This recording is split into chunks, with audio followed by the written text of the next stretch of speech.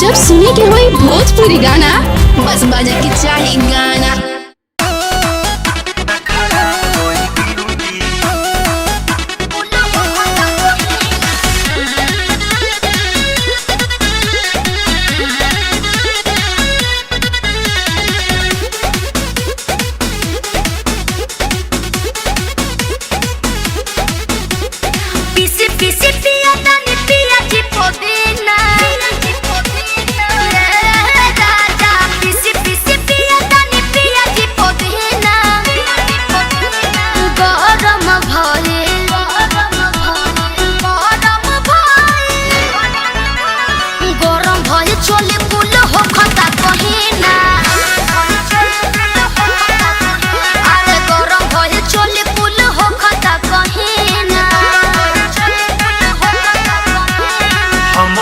घमावे में करो तानी ड्यूटी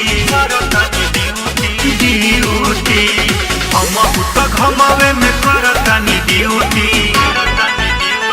करो बरदास न खराब होई ब्यूटी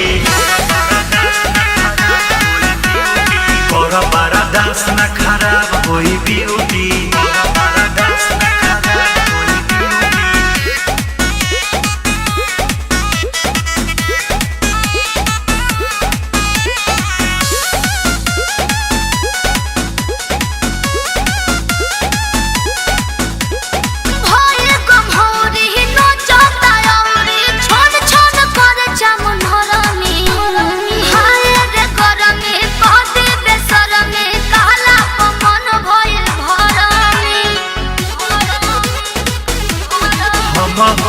सहतानी तानी तू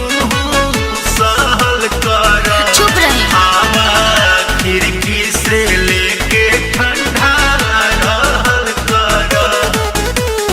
बोलो तारा बोली जैसे हवा छ महीना बोलो तारा बोली जैसे हवा छ महीना अरे गरम भई चोली कुल हो खता कहिना बरदास नहीं कम होई ब्यूटी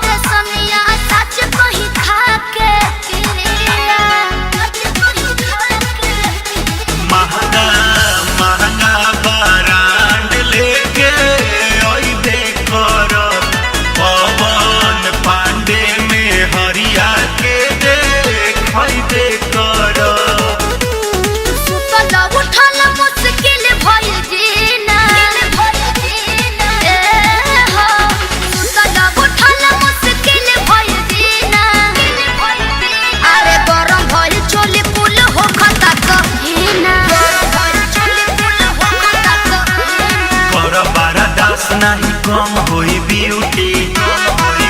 हनी ब्यूटी